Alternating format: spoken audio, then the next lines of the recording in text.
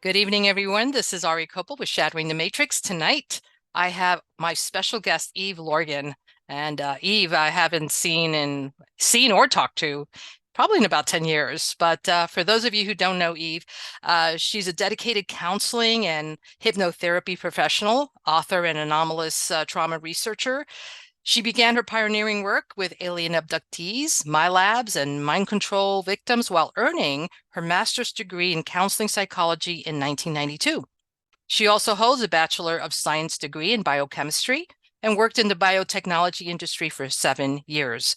He started a support group back in 1994 in San Diego County, California, for experiencers of anomalous trauma and continues to consult with anomalous trauma clients worldwide today. She was a close associate of the late Barbara Bartholic and is dedicated in continuing and expanding the work of the late Dr. Carla Turner. Eve authored The Love Bite, Alien Interference of Human Love Relationships, and also authored The Dark Side of Cupid, and is a contributing author to all 3 volumes of The Universal Seduction by Angelico Tepestra. She has written numerous articles internationally on the alien abduction phenomenon in magazines such as X Times, Nexus, JAR, MUFON Journal, Enigmas, and a whole bunch of other magazines and sites. And many of her articles have been printed in Spanish, Italian, French, and Croatian. She's a frequent guest of talk radio shows, independent film documentaries, and a former radio show host for NSPN, which is known as Night Search Paranormal Radio Network out of Memphis, Tennessee. And she has publicly lectured across the U.S. for MUFON groups, annual conferences, independent paranormal and UFO discussion groups, and Brian Hall's Conspiracy Conference. Eve, that's a mouthful, boy. I tell you, I'm so impressed. Wow. I think I took at least, 15 minutes of the show. I had totally forgotten about that. I probably should shorten it. But I love MUFON it. was quite a start for me, even before I wrote The Love Bite, which was published in 2000. And then, so I really got my start early from a close association, not only with James Bartley and some groups in San Diego, but it was Dr. Carla Turner's work that basically vindicated much of what we were experiencing and were talking about with people about their experiences, where they were being kind of I don't want to say shunned, but in the popular arena that was considered, the literature of the time, it was a faux pas and it was a taboo material. So Right. what Turner brought out, especially with her Ted Rice case, The Masquerade of Angels, was like the big breakaway point that got us started to really investigating and then discovering so much more. So I Mm. give my credit really uh, to not only Dr. Carla Turner, but Barbara Bartholic. And, Yeah. and there's actually one thing I wanted to say that has been popping up in my mind lately, and it's basically how I felt. Let's say God and some benevolent force was working in my life. And it was a person such as not only Dr. Carla Turner, but Barbara Bartholic, who had the presence and the compassion to kind of nurse me through the alien abduction phenomena and my own experiences and insights in a way that basically saved my life. And it also inspired me to basically pass it forward.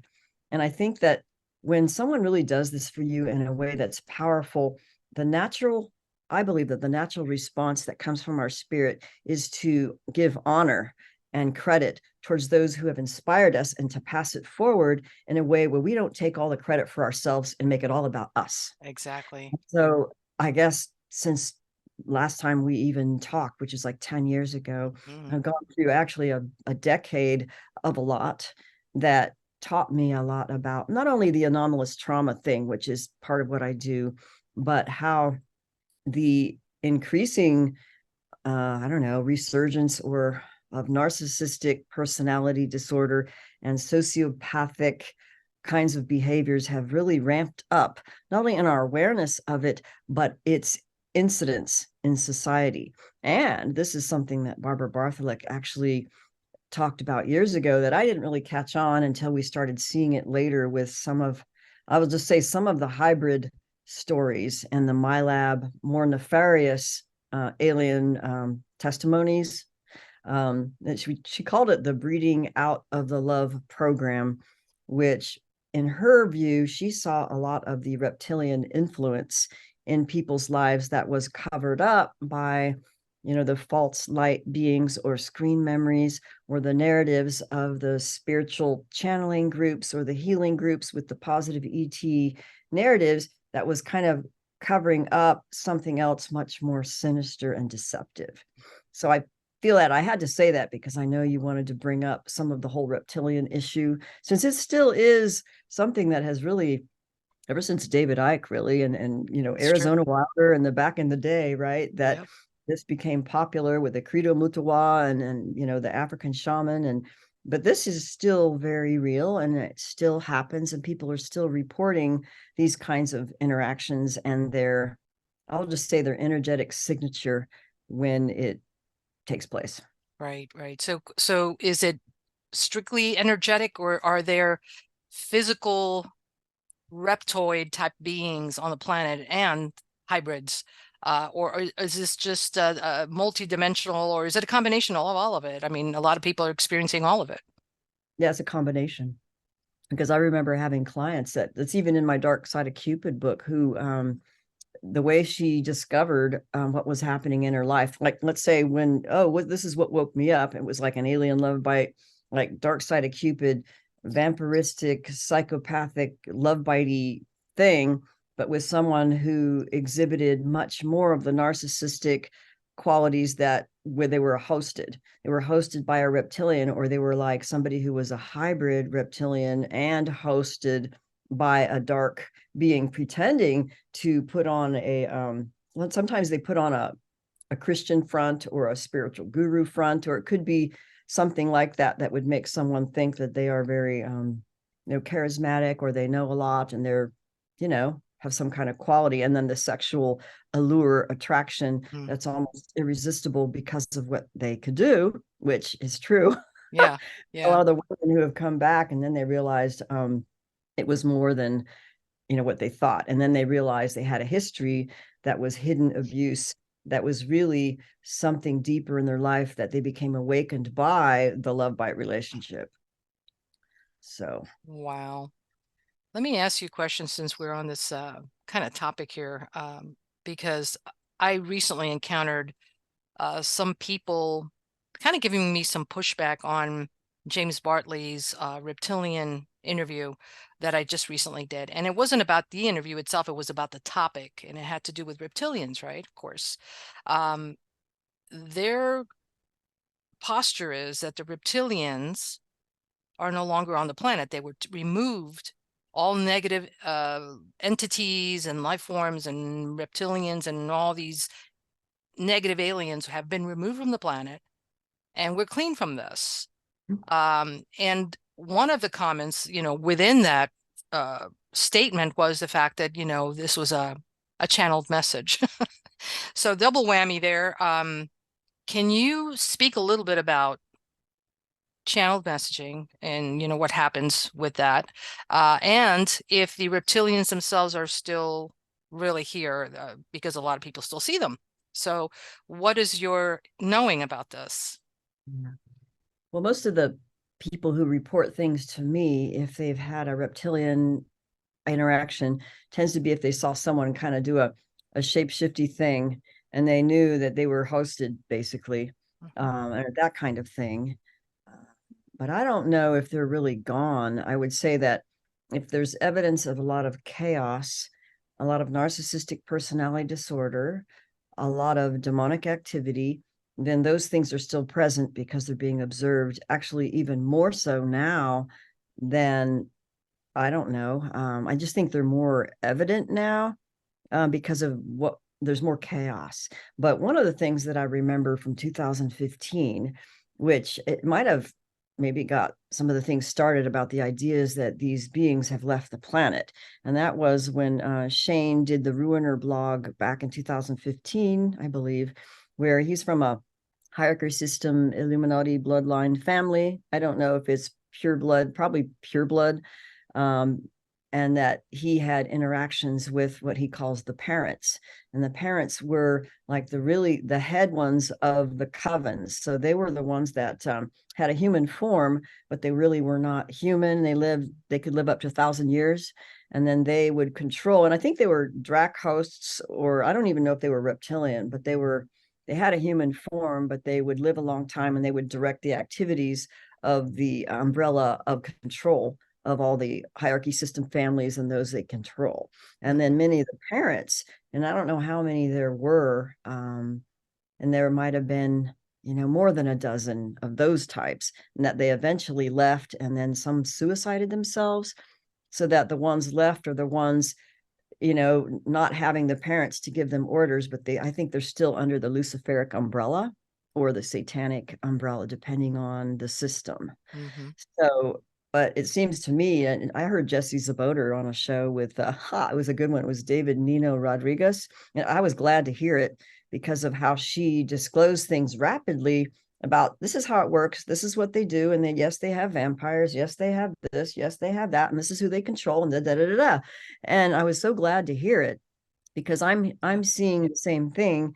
And in fact, the way I just design my questionnaire for anomalous trauma, especially with respect to people who've had like the alien love bite or a dark Cupid relationship, the questions would be, are these different things present in your life or in your past that may indicate that there is what I'm calling a hierarchy system family connection that might have to do with an ancestral curse or an alphabet agency, a military connection that would link them in so that there is spiritual authority in laying claim over their soul and their life to be an operative in a MILAB secret space program, or in an MK Ultra, or in an SRA, or a ritual abuse, or under certain aliens.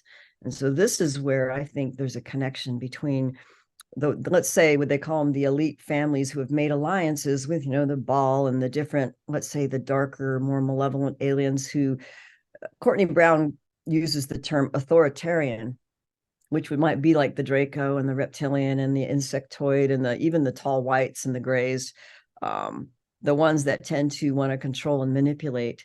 But for me, it's like, well, if they want to do that, there's something wrong with them. They're like malevolent. I mean, anyway. So if the elite families are making alliances with those groups primarily because of the ball worship, which, if you know what it is, and human sacrifice and all that blood stuff, then we know that there's a problem, right? Yep. So a little that's bit. the alliance. And then the military and the governments have made alliances from the system families that control the military and the public politicians. Then the ones under, let's say, the Eisenhower Treaty, well, they're still under the same umbrella. Mm-hmm. Okay. So we have to know, like, it's basically a forensic trail of spiritual power or spiritual malevolent power and control in a certain way. So once we could really identify that, it's actually easy to find out what's working. It's just that it's kind of, let's say, it's not all black and white. There's many different alliances always changing and being made for different agendas, like in military operations, like, well, now the enemy of my enemy is my friend, but he wasn't my friend before, but now he is. And so they just kind of shifting around and playing the way they play. And so it's not always cut and dry, but I think people are getting caught in the crossfire of these games that have been going on for a long time. Not games, it's really a game of control of resources for human souls, in my view, and resources of whatever this realm supplies. Right, exactly.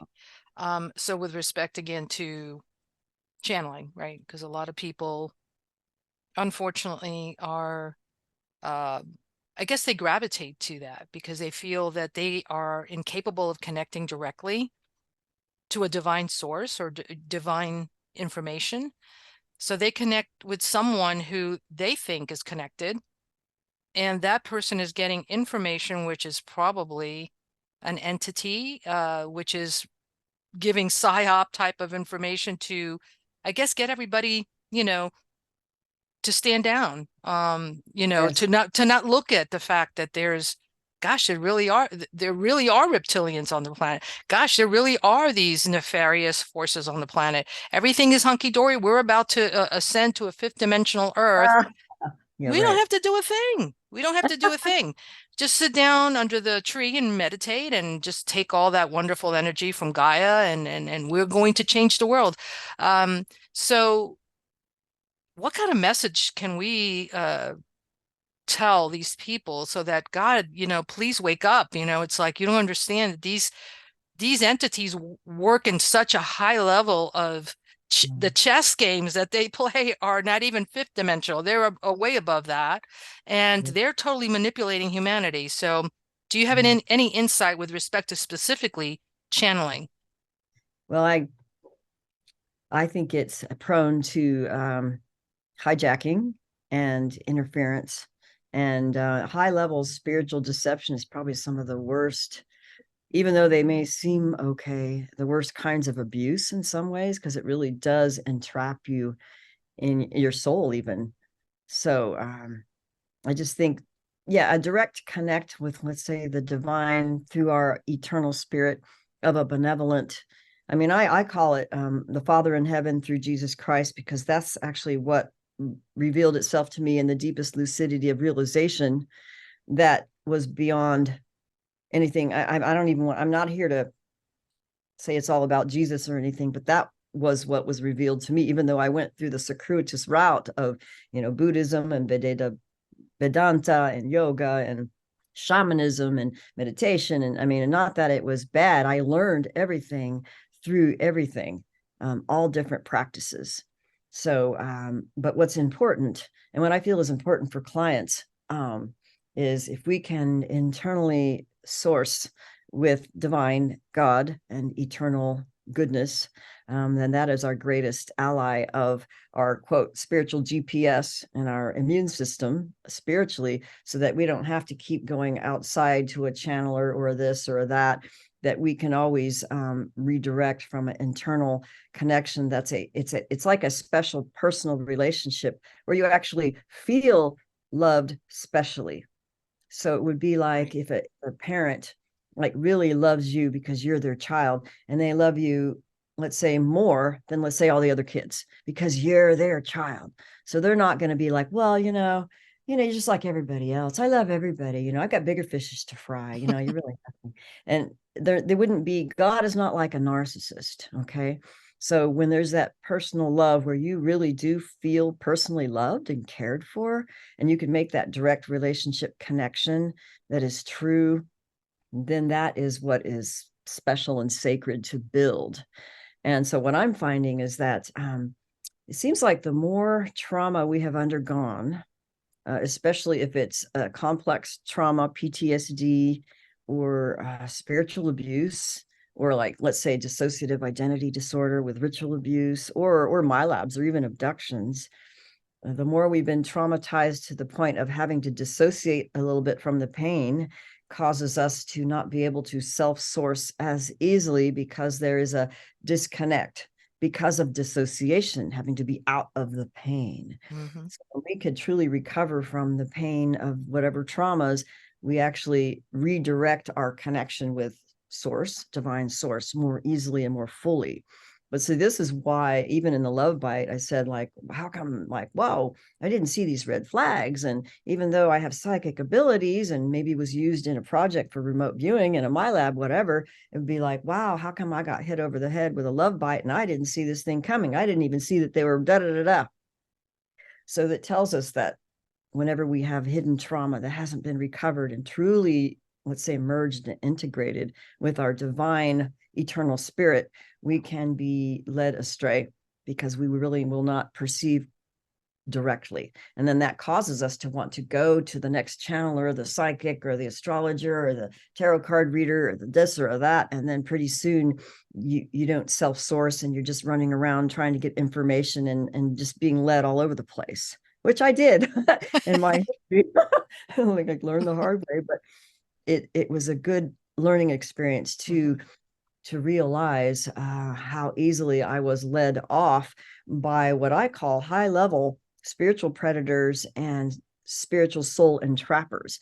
And I didn't find out until much later in my process of basically escaping a really bad evil sorcerer who was placing themselves publicly as a spiritual guru, very informational, wonderful person who really did have abilities, supernatural abilities, but was like a hidden sorcerer and a MILAB handler on a high occult level. Wow. And then trying to kill me in an occult fashion. And then I had an intervention actually by a Buddhist teacher, a female Buddhist teacher. Okay. But I Amazing. ended up having to go through a lot of hoops of like supernatural trauma recovery and actually returning to Christ as the way that really helped let's say, undo what I call ancestral curses, blood oaths, and demonic oppression that was actually happening through psychic attacks and targeting, and through not understanding fully the consequences of doing things spiritually incorrectly through certain shamanic practices. So Wow. this is kind of like, oh my God, I had no idea, but the Holy Spirit actually showed me later, okay, this is the path you're going to take. Now I'm going to show you directly where it was coming from, what's happening, and what's really present, like in my field. So much is about boundaries. And now I understood why boundaries were so important and how we can become demonically oppressed and targeted when it's really not, quote, our fault. Like it's not because we have bad karma. So there's a lot of I believe, spiritual belief systems, especially Mhm. in the new agey stuff where it's like, well, you have bad karma. It's all your stuff. You create your own reality. And then No, they're you like, made contracts prior to coming. You made, I like that one. Yeah, you well, it's made a like a contract. guilt Your fault. trip. It's all your fault. You signed that Yeah. dotted line there. Uh, Unbelievable. yeah. And really I realized, wait a minute, it wasn't so cut and dry. Hmm. And and this is interesting because it goes into my deeper dive into what I call complex trauma and complex PTSD, and understanding the syndrome from early trauma. So that means from age 0 to 6, you've got complex trauma that is probably going to cause a personality style of reactivity to trauma that goes within what they call the 4 F's of fight, flight, freeze, fawn. And then the personality styles like, oh, well, I'm more codependent. I'm an empath, right? But then Hmm. they keep attracting all these narcissists and they get abused all over the place, but they're like really psychic people and really empathic, but their boundaries are like as porous as Swiss cheese, and they're always like getting all this crap from other people and then trying to find out, well, what's that about? Why does that keep happening? And so it happens because of the unhealed trauma that goes really deeper in early childhood. So those wounds have to be healed so that you rebuild your identity, which was, let's say, created. I don't want to say incorrectly, but when we had abuse, Oh, like sure. an early child is going to somehow turn it against themselves that they're bad. There's something wrong with me. They feel ashamed or bad or wrong, or they project it on someone else that they're all bad and wrong. So like the narcissist would be the opposite. They'd be like, everybody else is wrong. I'm great. It's all about me after all. You're the ones who have all the problems, and they have contempt and jealousy and envy and all the classic behaviors. But whereas the empath codependent is going to be the self-effacing, what did I do wrong in this relationship? And they're being totally abused. And it was like, they didn't do anything wrong. They're like with a fucking predator, you know? So I learned that, like, well, why is that happening? And how could we really recover so that these things don't have to repeat themselves?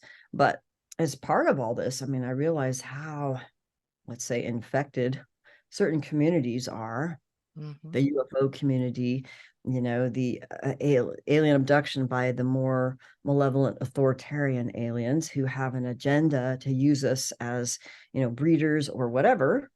And then MK Ultra and MILABS, and even some of the secret space program. So the trauma creates a lot of the problems that we incur with being targeted and the demonic interference factor. So learning to recover from all that means we have to identify correctly what is the source of this forensically tracing actually even the spiritual predation and the curses and how that happens and oppresses us in different ways.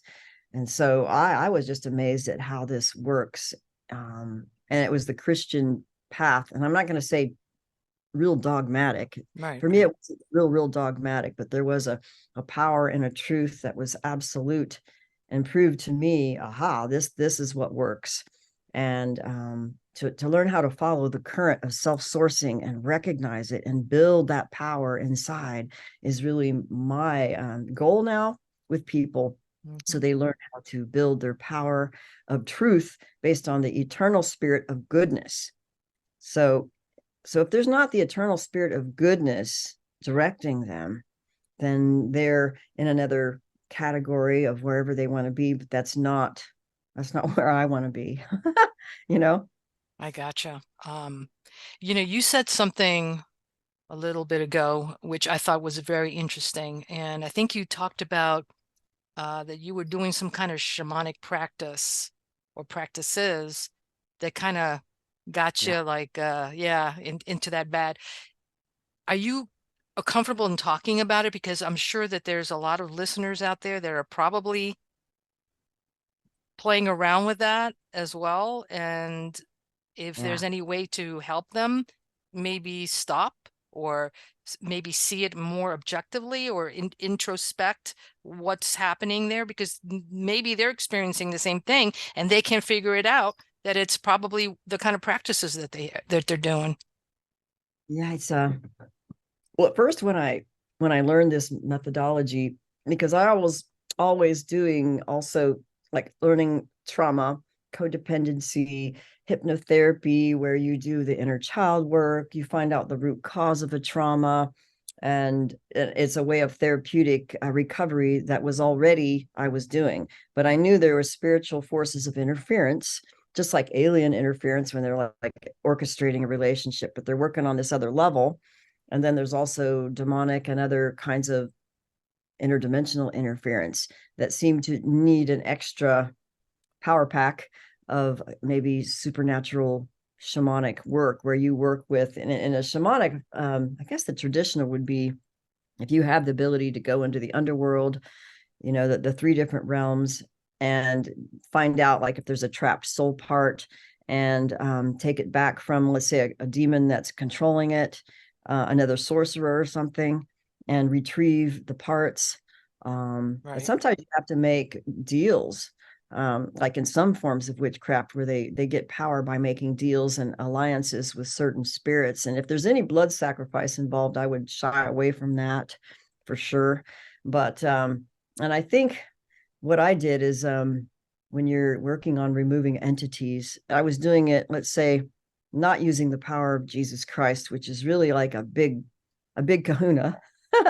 That is good if you use this correctly. But if you're using only your own higher self, your own you and the other person, and the entity can play a lot of games, Hmm. and come back and do the ping back, and then instead of leaving, they come back to you, and then you pretty soon you have a lot of pingbacks of other people's entities, even though you actually removed them, and people knew it was removed. So it kept bringing a ping back, and so I was shown that you need to use a greater power to do this.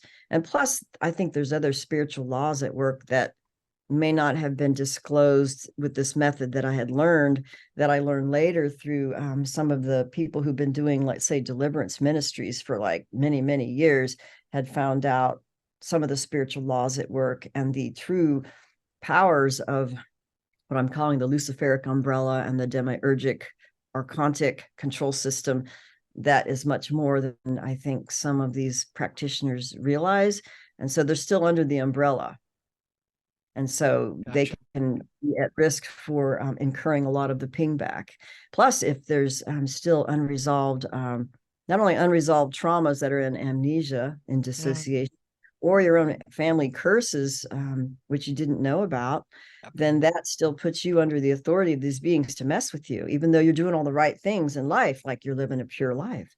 So a lot of these Wow. things is because they're in the bloodline itself, which is why bloodline is so important to these elite families. Like bloodline is everything, because you can, transmit and receive power from, let's say, your ancestors.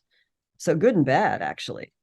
So bloodline, we talking about uh an alien type of bloodline, like reptilian? Or are we talking something also like maybe a Davidic, back from the Hebrew, from David? I mean, because I've heard different opinions about that. Do you know which kind of bloodline are we talking about?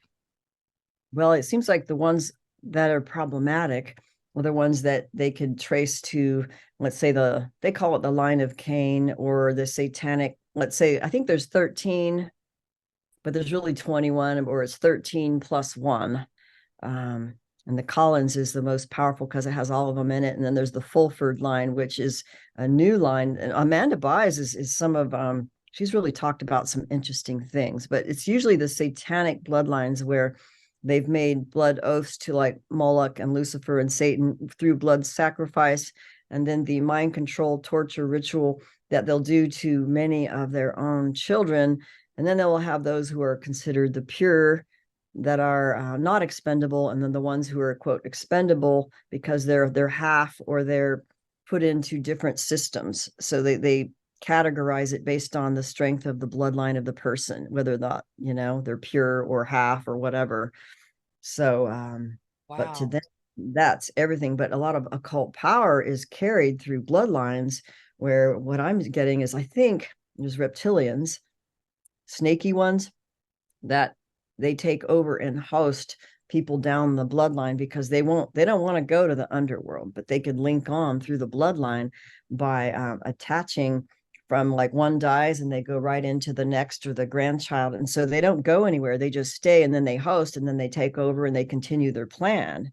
And so they may have the memories of, like, I don't know how many generations before them to continue their plan. Wow. And it It's makes just them really more great. efficient, right? Because they keep picking up Yeah, everybody's experience. yeah. They recycle themselves.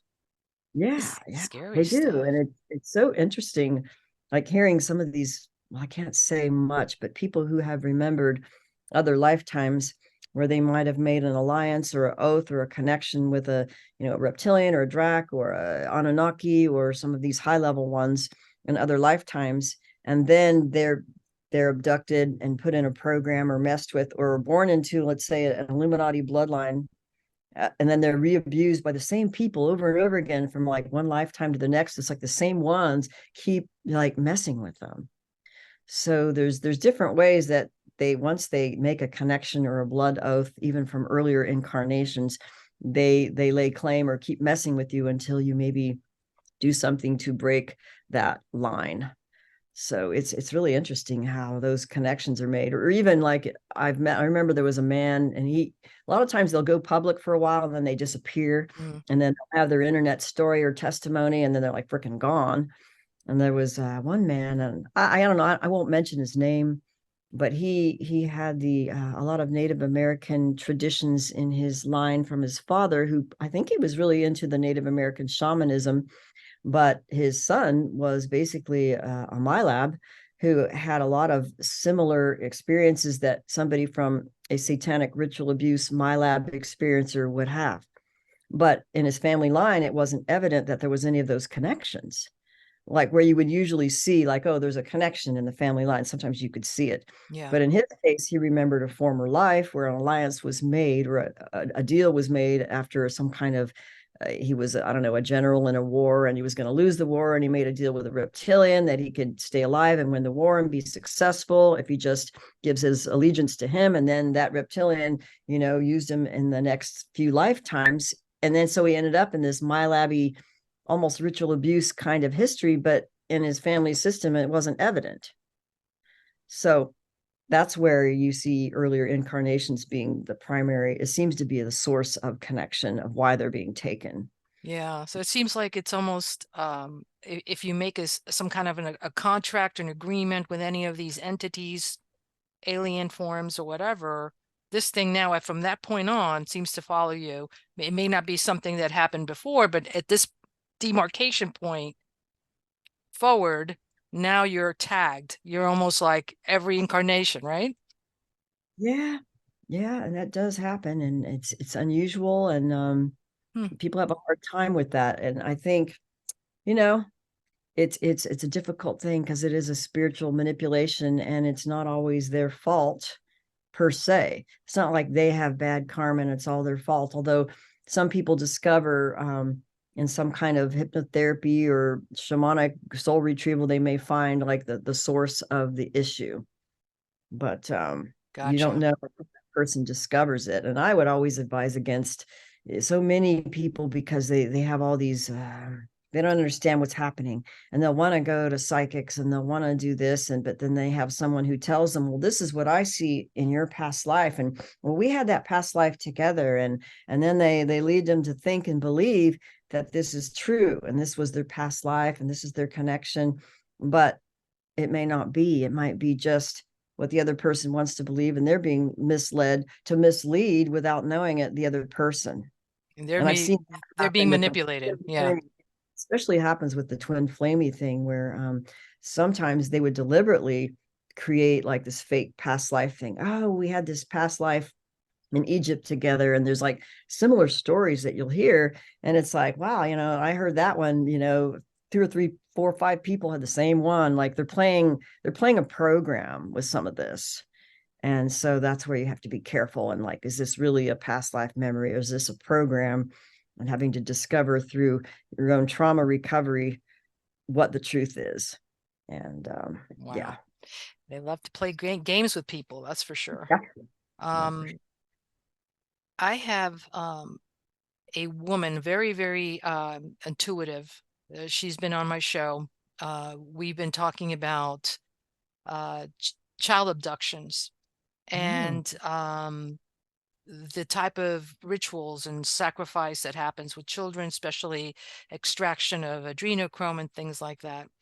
And we were talking about cannibalism, and that she had read or she had seen some kind of YouTube where the individual that was doing that YouTube show was recording a friend of his or a roommate that apparently was a cannibal.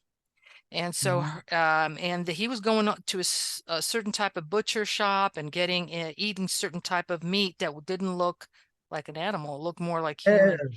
Oh, wow. So I asked her, it's like, is this common? Like, how, is this is this a trend in people? Is like, no different than dyeing your hair blue? Or what is this? And she was giving me the intel about the fact that there might be werewolves or something very ancient where people are amongst us that are not exactly human. So I know that you have some sort of intel with respect to werewolves and vampires and things like that. I was wondering if you could share some of that information to at least bring some light to that particular topic, to expand on it, because I thought she brought up a good point, but we left it at that. And I was wondering if you could take the ball and run with that, at least give more clarity. I'm trying to think. Well, one of my first introductions was I don't know, a man that I knew who was he was probably a elite bloodline, pure bloodline person from an elite family. And I don't know if he claimed to be a reptilian, but it was a satanic bloodline family, organized crime. So they were high level organized crime families where they, he was in the DMLA as a young man, and we talked a lot about the Freemasons, and we had a lot of different conversations. And one of the ones he brought up, because he was in recovery. So he and his sons, he had divorced, he was in recovery, and he was SRA. So he had DID, which is common for a lot of them, but What's still SRA for the audience? What does it mean? satanic ritual abuse. Okay. So that they're the way they're trained and brought up is to be ritually abused and traumatized, and created alter personalities that serve the functions of the cult and the family system. So as part of his memories of, let's say, I don't know if it was like holidays and Christmas, and how would he like to do different things, but he would have these family dinners with some of the higher elite families or his own family, which were still in the cult, and that they would have all these unusual meats, and wouldn't like, what are these meats? How like there's turkey and beef, and they slice them all in the pan or whatever, and there was like these meats, and he didn't know what they were, and he suspected some of it was like human, Mm. right? Some of it is like unusual meats that they could be well hidden in a lot of these dishes, at feasts and stuff. So I don't know if he admitted to that, because many of them, when they have memories that come up, some of the rituals that they do early in life to create the splits is to do a type of cannibalistic thing, which in the Jessie Zaboter affidavit, she describes that, where they'll do some kind of sacrifice and then eat the heart or the blood, and then drink the blood of the young child or the infant or whatever, and then they'll make the children who are part of this training, quote, torture, to also drink the blood. And so they try to normalize the blood cannibalistic thing. So we know that they do this in these family systems as a way of just what they do. But I do think that there are, I have heard of werewolves and spoke to, well, one that I knew, and another one that I knew where her son actually saw one, and another person who, it was a third-hand story of a real vampire clan that were definitely different, who look different, and who keep their secrets very well, and they will kill to keep the secrets, even if they think someone knows. So we know that they do exist, Sure. but I think there is a bloodlust of some of these that that's, yeah, the Are beings, they, and they do that. In are fact, there these, was another one. oh, sorry, go ahead. Um, yeah, because I'm reading a book now, and it was something I was told and I learned from somebody who is actually doing the same healing that I did years ago, and ran into some snags, a big snags of demonic, horrible targeting attacks, and then had to come out from under it, and then do a deeper dive into some of the deliverance ministry people and YouTube videos, and the smaller ministries that have the secrets where, let's say, people, like the story I'm reading now, it's really good. Pat Holiday, Dr. Pat Holiday, who's now deceased, she wrote a book about a African, and I can't remember his name, but he's still alive. He's now a very powerful minister in West Africa. I think he grew up in Ghana, but he was from a like a fourth generation high level witch warlock family in Africa. And so he talked all about like what they learned as these high level witches and warlocks in their system, and what they learned and how this whole thing works. So there is a lot of the cannibalistic things that they do. Sometimes, like he was even talking about how to traffic children, like in Africa, like it's different, but they would abduct children, like a lot of the homeless, poor ones who are hungry, and then take them and use them. And then they would feed them potions that they make. A lot of, like, I know it's gross, black magicians, dark magicians will make potions sometimes with herb and food, and they will mix in blood through that has been done through a ritual sacrifice dedicated to a particular demon. And so if those potions or food is eaten by a targeted person who is innocent, then they have the effect of the curse and the demon from that ritual after eating that product. And so what they would do is then they would take the kids and then traffic them to be used as agents for, quote, Satan, and take them to like cities under the ocean, and teach them all kinds of magic and killing, and eating human flesh was a big part of it. And that's how they keep them in. It's like an entrapment that causes their heart to turn cold and to be an easier mind controlled asset for the dark side. So the blood eating and the flesh eating is a big part of the dark magic rituals, because there is power in the blood, and there is the spirit in the blood. Yeah. So even people who had blood transfusions, I knew a woman who did, and then she had like total memories of the guy who like died, whose blood she got, and it was like you're totally in tune with their spirit. It's Oh, like, sure. so yeah, there's a lot to That's be said horrible stuff. Yeah, because a lot of people, unfortunately, yeah, they get blood transfusions, and because they need it medically, about. um, and they're really not aware. I'm one of these people that, Jehovah's Witnesses, right? They're very much against that, but besides that, they've got some kind of wisdom that they really shouldn't be taking in anybody's fluids, especially blood. Um, yeah, that's carries on all the karma and all the blood, Yeah. whatever stuff with it. Well, with respect again back to the werewolf situation, do you think that these are um produced maybe in underground tunnels?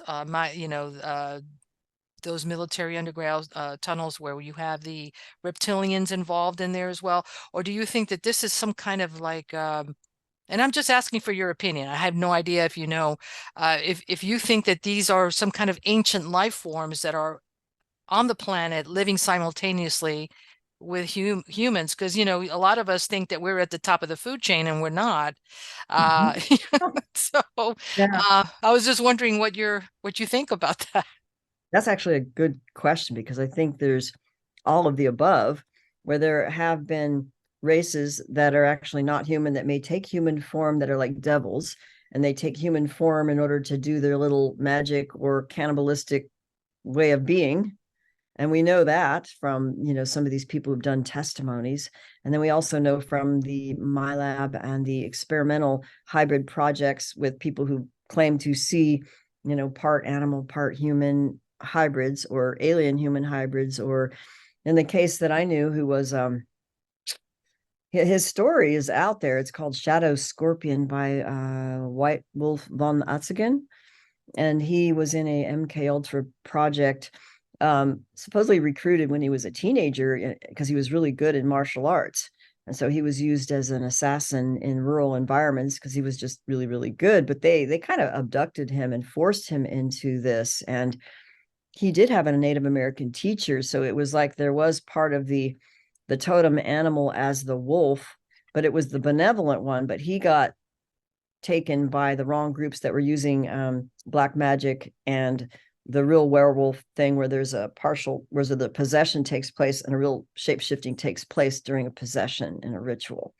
And then some horrible atrocities done during the basically hijacking and abducting and abuse. But yeah, there was real shape shifting. In fact, Amanda Byes talks about this, or instead of a werewolf, it was actually a mermaid, where a woman named Priscilla, she's been on some of Dan Duvall's interviews as a survivor of satanic ritual abuse, but part of her training, and she, I think, agreed to this at a certain point, maybe when she was 12 years old, we're making a deal with some of these undersea beings and creatures, including merfolk, like mermaids, mermen, but some of the ones that are aligned with the dark underworld underwater beings and the Leviathan spirit and all that. And so once she made the deal and the covenant through their cult, she had the ability to shapeshift into a mermaid and do different operations as a mermaid and shapeshift. But in order to do that, as the story goes, and as Amanda Byes describes, well, how does someone have enough power to do this? And I don't know if it was a real, let's say, a true hybrid, genetically different line that she was in that enabled that, but there's a certain spiritual, how we have 7 chakras, Mm-hmm. or basically they, in the Luciferian systems, when you're used for high level shape shifting where it requires a lot of energy, and they do an extra alpha and omega chakra, and it's like an overlay of a luciferic energy system that's in addition to the 7 chakra system. So it adds an extra battery power, so that if they have certain magical operations or shape shifting, it enables them to do things that they wouldn't ordinarily be able to do unless they had this extra system working in them. But it takes a lot of alliances and oaths and different things that they do. So we know that it's true that they do this. Yeah. It's just not well heard. And the ones coming out to talk about this are often the ones who they want to get out of the system and become a Christian.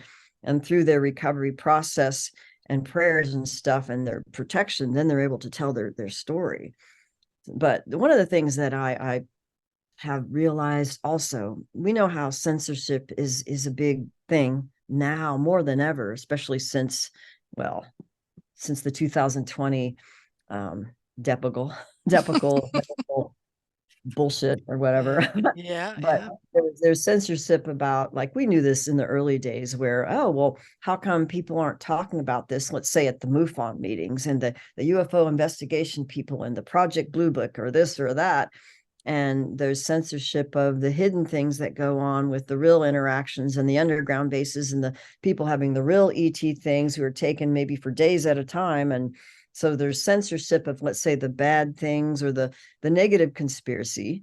But I believe that there's censorship of the good things and the good supernatural miracles and the people who have fantastic testimonies that prove beyond a shadow of a doubt, not only how the dark side works in detail, but that there is a good side, and this is how the good side operates, and it is here. It is here for us, and it's just as censored as these others. So, Absolutely. and so this is what I find in the because I kind of came into more of the new age. It seems like the new age people were more open-minded in general to be open to the alternative. First it was, the UFOs or the healing, and then the crop circles, and then the 9/11, and then pretty soon it expanded into bigger and bigger circles of alternative truth. Uh, but I lost my point, but just as much, I guess, in the positive realms of censorship than the negative realms. It's just that the new age tended to be the ones more open, but also have a negative Christian bias because of the hijacking, which we know the hijacking of the classic Vatican Roman da da da. Yep. And then when churchianity in general, when you see the hijacking, then of course, well, this is why people it leaves a bad taste in their mouth of hypocrites, for example. But there's hypocrites on many different levels, many different faiths. So I guess we would say there's good and bad in a lot of it, and that we have to get over our triggerings that make us assume that it's all bad, that like all Christians are bad or all this is bad, that we have to really do a deep recovery and self-sourcing truth inside of us to get behind the triggers to perceive clearly. And this is where, gosh, the good old-fashioned human psychology is we're going to get triggered about what our injuries and wounds are, and we're going to be biased. And so we don't see clearly. We may not perceive what's right in front of us. Exactly. Yeah, good point. For the time that we have left, I was wondering, for the audience that may not know what a love bite is, I was just curious if you could go into that. And we have a lot of topics that we can go into. It's just that we might have to bring them into a part 2 or part 3 type of situation. But because you did write about the love bite, Yeah. I would love for you to let the audience know what that is, because a lot of people might be experiencing that. Yes. Well, it started as an observation through the alien abductee testimonies where they had usually multiple interactions with a certain alien or ET in their life experience.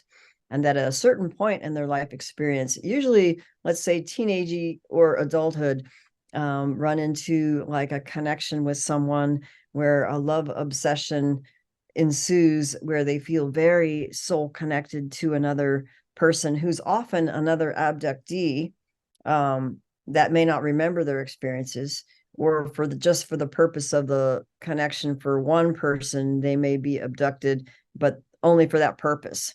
But usually, like the classical cases where they were both multiple abductees who already had histories of being taken, and then because so much is in amnesia for the most part, what happens, but sometimes they would remember like a deja vu memory would often come back when you meet the person and be like, oh my God, I feel like I met my soulmate or my twin flame, and then have the deja vu, like you really know them, and to the point of like your body knows what it's like to have been intimate with them, and you know everything about them, and like this is really uncanny and weird, and then tuning into their soul to be almost completely telepathic and empathic, so that you just know it's like remote viewing them and you're being connected to them, you just know everything about them, and it's true.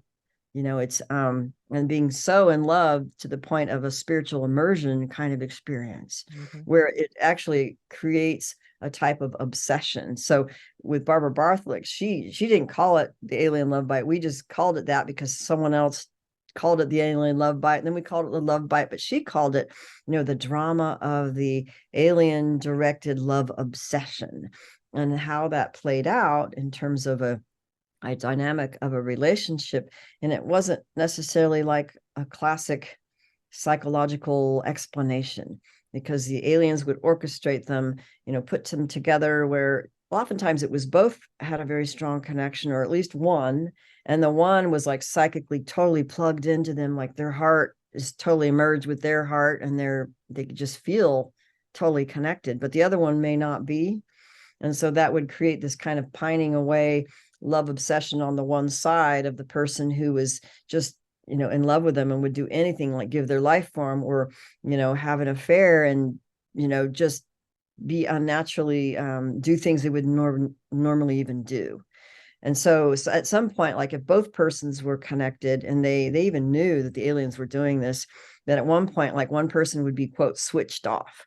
And the switching off often happened during the aliens would come, maybe take them on a craft or another environment, or maybe experiencing a dream that they basically unplugged them and said, you will no longer be needed. And then they would go and set them up with somebody else, or just leave them to be, disconnected from the other person, while the other person was still pining away and psychically plugged into them. But the other one was just totally switched off and like didn't care and like, and so it would leave the person devastated after they felt like this is the one, and then during the drama of the love obsession, there might be more alien abductions and paranormal activity, which suggests there's this high emotional psychic phenomena happening during the strong tension of that love obsession, which is really tantric energy when you think about it. Like if you study tantra and magic and how they do that kind of love magic, there is a lot of power in it that can activate the kundalini as well and create supernatural manifestations and psychic abilities that you didn't ordinarily do. Or when you would be activated, it would be like, oh, all these animals would suddenly be attracted to you and be friendly, and all these weird synchronicities, like a magical thing. So it feels profound, and it looks like this is the one. This is like supernatural evidence. So they really play it up with all this drama and supernatural woo that makes you think this is just above and beyond a normal, love thing. But the obsession is different because they really do a manipulation and a switching off, which is externally mediated. So in a narcissistic relationship, it could play out similarly, where there's the love bombing, and then the really connected, and then there's the devaluation and discard, which is like a switching off, and the other person's pining away after the narcissist who's playing them like a puppet. So there's similar dynamics, but that the love bite plays out like that, where it's kind of a love obsession, paranormal weird stuff, more alien activity or paranormal activity during that drama, more omens, more psychic abilities. And so that's like a love bite. But the false twin flame thing can play out similarly, but their history may not show that they have alien, quote, abduction or visitations in their history. But there is what I call the interdimensional interference factor that's playing them to loose feed on the tantric sexual love energies. But it's often like sorcerers will do this. And this is what we found later with people like, oh, I thought he was my twin flame, but I'm not like an abductee or a MILAB or anything, but I had this like relationship. And sometimes it was with like like this meditation guru teacher online who has all these students and they're really wonderful. And they're like doing this to a whole bunch of women or a whole bunch of men, if it's a woman. And so it's like an octopus feeder, and they're playing all these different people in these astral love bitey things because the entity above them or working through them is a really powerful one. And they could play up all kinds of astral scenarios and make it real and have you be connected to these superstar figures. And it's just really amazing when you hear these stories, like, oh my God, and they're loose feeding. So the purpose of all this manipulation and love bite and getting these people abducted astrally, I'm assuming. I mean, some of them might be actually physically taken, but I'm assuming all this is astral. Is the purpose for loose feeding, do you think, or is this more than that? I think it's more, but it depends on the beings and the people. Let's say if a person is if they're in a ritual abuse cult family, or let's say in a cult or a MILAB in a secret space program or a MK Ultra, they may have multiple uses for them depending on their operational skills as an asset for that cult or that military group or that black project. So sometimes they will put them together with other assets who are working in Black Ops in their alter personality mode, where they have, sexual relations as part of their operations. And then they might connect them. And then if they meet outside the cult or in their, let's say, front alter personalities in the surface world, they may have a strong connection with them and then find out through interacting, they might have flashback memories that they're being used together in these projects and they actually remember each other. But sometimes only one person remembers and the other one's like, they're still in amnesia. They're still like they're still being used as an asset, or they've been shut down so they don't remember. In fact, Tony Rodriguez talks about this in some of his secret space program memories, where if you're in a loop, like in a project for a period of time as an asset, you might have a love relationship of some sort with someone who's also in the program being used as an asset for a period of time, and then meet them later. They're also, operating in the world, but they don't know that they're a MILAB, or they don't know they're an MK Ultra, right? And so they might not remember or even have the same feelings of connection or psychic woo with the other person. Yeah. Sometimes that's actually what's happened with people. They'll have a love bite and they're like, oh my God, that person's in a project. And then like we're being used together. And that's why they had the connection with them. So sometimes cults will do this, where they'll have people who operate in a cult and they have alter personalities that take certain functions, and then they may bond them in a twinning process with certain cult alters with others who are in the cult, but it's only their alters that are twinned. So in the regular front operational, that might be an amnesia, what they're doing secretly, then they might have a connection or a love bitey attraction with this other person, but they don't know why. But they've been twinned, you see? So there's all these other kinds of things that happen that I've discovered along the way that could attribute why people have these different kinds of experiences. That's amazing. For the audience who doesn't know the terminology of loosh, what does that Oh mean? yeah. And it was, I think it was Robert Monroe who did a lot of his out of the body excursions and learning from these different beings. But really, it's a form of, Barbie called it emotional harvesting and sexual energy harvesting, and even with aliens, a type of soul energy harvesting, which I think other shamans and sorcerers know that there is a soul energy harvesting, which just as an aside, I learned from a shaman who was from South India, and it connected with why I understand them taking infants, when they take the baby before 3 months, and it's Yep. classic in a lot of alien abduction stuff or ritual abuse. There's a reason for it. And so some of these like dark sorcerers from these traditions way out in like friggin' South India or wherever, they would have these, they called them Vaikari Odias in Sanskrit. I don't even know if it's Sanskrit, but they're basically are evil sorcerers who they used to be human, that they have become predators that only have intentionality and I don't know, will. It's like their whole identity changes. They become a different kind of being.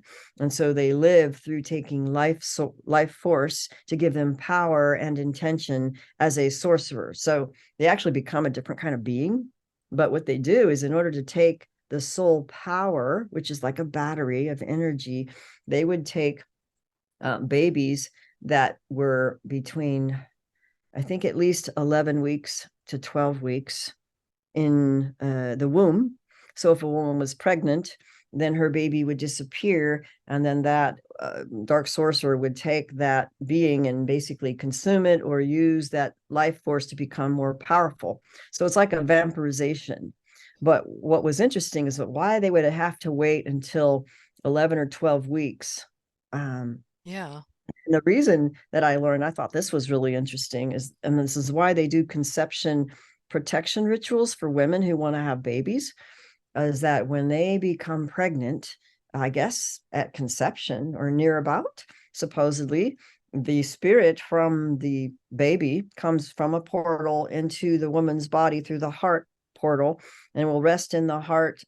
And it's like her energy field is open during this time of conception. And it's usually between 1 and 8 weeks that she's very open and the heart chakra is really open. because it's the baby spirit is still kind of resting in there. It hasn't fully descended into the embryo fetus. And then by 11 weeks, usually between 8 and 11 or 11, 12, it's fully inside the embryo, and now it's in the womb of the woman. So now then that at that time, when the life force and the full spirit of the baby's gone down in there, then that's when they take it, because that's the purest, most powerful essence that they could vampirize. So that's, I think, why some of these aliens are taking some of these fetuses at certain times, but they might be growing them up like in cylinders in these hybrid situations. And but what Barbie thought, and I guess I'll leave this, it was the breeding out of love program.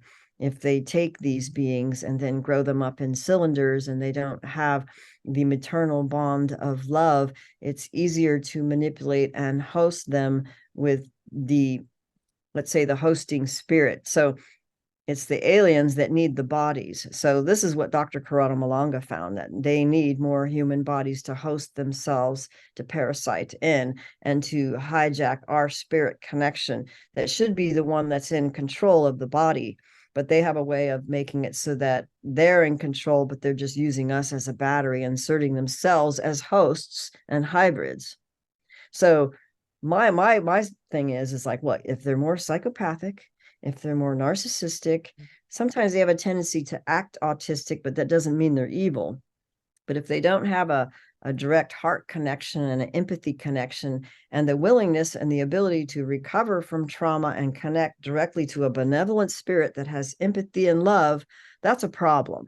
Oh yeah. And if those hybrids don't, if they operate in a psychopathic, more controlled and manipulated and mind controlled capacity, that's breeding out of the love program. Mm-hmm. Yeah. And I'm just wondering if those fetuses or whatever that are growing inside cylinders are even acquiring a soul. I mean, don't you need a heart? I think, don't you need the compassion? Don't you need a human body to be able to bring in a soul? I mean, I don't know. I'm just leaving that open, because it's very possible that these beings are being created, and produced like a factory in Yeah. cylinders, but they're soulless, which is easier to manipulate as well. I'm just Or wondering. it's how Malanga described it. If our genetics was off, Mm-hmm. the frequency of the pure soul cannot match and fit in like Legos, but fully. And so it kind of hangs out in another dimension, but it's still kind of connected. But it leaves it so it's more easy to insert their own consciousness in the body that has been hybridized. So how I understood it, and this kind of made sense to me, and even in the shape-shifting thingy, uh, if the genetics is present as a augmented, or maybe I don't want to say hybridized, because hybridized is really different. It's actually two different species merged and in like two halves making a whatever, but it's some kind of augmentation that's different from an original. That would be the genetic sequence of the, let's say, the alien or another type. And Right. so if that sequence is present, and if the consciousness of the being is hosting successfully, even in a maybe a possession case, and if it's more embedded in the body than the real spirit, then that genetic insertion is expressed more successfully and can create more of the hybrid characteristics more fully in the physical form. But if our spirit is dominant, and our spirit and our will decides we want to be love, we want to be human, we want to be, the best we can be, then those, even if they're genetically augmented, that doesn't have to be fully expressed, and that won't be a problem. That means they're not going to be necessarily a shapeshifter or have negative qualities. So I Right. think it depends on our will, even if, because many people think they're hybrids, like they you grow up as an abductee, and you look at the normals versus the ones who, we've had how many generations now we're able to observe over time. Sure. Many of these people are different. Okay. They're unique, they're different, they're almost all psychic. And so it makes you feel like you can't always connect with normals anymore. But it doesn't mean you're bad, right? It doesn't mean you're bad. It just means we think something's happened over the generations with many of these people, but not all of them are quote bad. I want to imply that they're bad. I think there's many different projects that have gone on over time based on their agenda of just experimenting on, what are all these different things that they can do and how do they turn out, you know? Good point. Good point. Evie, we're at the end of our time. I was just curious, how a potential person who's had, anomalous trauma might want to maybe contact you and hopefully seek help. How do they find you? Probably the best way is through my website message form that's on evelorgen.com, which is also alienlovebite.com. Or emailing me directly tends to be better because sometimes it goes in my spam and I never get it. Okay. Just the elorgen@gmail.com. Okay. And I have a Telegram, Alien Love Bite Telegram group, but it's just for posting. So sometimes on Telegram, I'm also available through Evie Lorgen on Telegram. Okay. I'm going to That's the put all best way. these, yeah, I'm going to put all of these links in the description box as well. But what do you feel that we would like to cover next time? Because I know we haven't covered a whole bunch of things. We covered a lot today, which I love it because we really kind of, you focused in to things that are really, really important. But I know we left a lot of stuff out. And I was just wondering if you would like to maybe also talk about maybe in the future show about maybe fallen angels and any type of things like that, which is really interesting. The thing I'm learning now, in fact, I'm on all these like different trails. I'm learning through, let's say, Black magicians and sorcerers from, let's say, Africa who had become powerful ministers who really do have the healing abilities, who knew like the deep secrets of how all these other beings work that most of us don't know, even Christians don't know. That's useful information because it connects with what we know about aliens and some of these elite family systems. That, and also I'm learning a better method of healing and recovering from dissociative identity disorder, which is really a lot of complex trauma that may have, let's say, supernatural demonic qualities that happen, interference, through a different method called the woman's name is Diane Hawkins, and she runs a healing method. It's called using the primary identity method of healing and recovering, so that we don't, like in the old days, they used to do, oh, you have to know about all this like complex deprogramming and working with like all these altars, which could be like hundreds, right? And that didn't work. So she found a better way of dealing with um, the primary emotional conflicts, which create the dissociative splits, is really the root where we can have a faster and more efficient recovery and merging and integration process that roots you back to your spiritual source of eternal spirit that has truth and goodness and power. Oh, And that's that is awesome. that is a recovery process that I think is better than trying to mentally like figure it all out and do all this Mm-hmm. programming and let's do this psychic this and let's do this channeler that and let's just do, that could just create more problems. And that's what I found. So Yeah. it's a new way of learning recovery and learning spiritual laws in a way that I didn't always anticipate. So it may have more of a Christian spin to it, but it also is a recovery method that is also similar to what Dr. Corrado Malanga intended for alien abductees, where they were being manipulated, let's say, by the authoritarian, manipulative type of aliens. And so creating a methodology for direct connect to our eternal spirit that has the power to blast through the bullshit and get back to our original source beingness. And it's always an identity issue. So that's important for me because that helps people rediscover who they really are as a human. We don't need to say, I'm a hybrid, I'm a this, I'm a that. Human, eternal spirit, truth, goodness. That's who we are. I love it. Oh my goodness. Gave me chills. Thank you so much. Eve, Thank thank you. you very much for being on the show and gosh, so much catching up to do, huh? Since 10 years ago, but a lot of stuff has happened since then. So I really appreciate you being on the show and definitely part two. We're going to dive right on into all that stuff and because it's really, really important. Um, Thank you very much again for sharing all that information with us and audience. I appreciate you being on the show with us as well, listening in and learning, and we'll catch you next week. Yeah. Mhm. Bye-bye. Bye.